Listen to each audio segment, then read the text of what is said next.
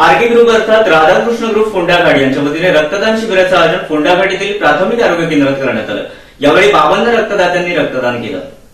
RK group Phondaghat यांच्या वतीने रक्तदान शिबिराचे आयोजन फोंडाघाट येथील प्राथमिक आरोग्य केंद्रात करण्यात आले होते। यावेळी ग्रामपंचायत सरपंच कविता पवार, माजी कृषी सभापती संदेश पटेल, फोंडाघाट एज्युकेशन सोसायटी खजिनदार समीर मांगले, ग्रामपंचायत सदस्य संतोष आगरे, देऊ हुंबे, सुंदर पारकर, प्राथमिक आरोग्य केंद्राचे वैद्यकीय अधिकारी जंगम, जिल्हा रक्तपेढीतील वैद्यकीय अधिकारी व टीम उपस्थित होती। यावेळी 52 रक्तदात्यांनी रक्तदान केले। कोकण लाईव्हसाठी स्वप्नील मडवी, फोंडाघाट।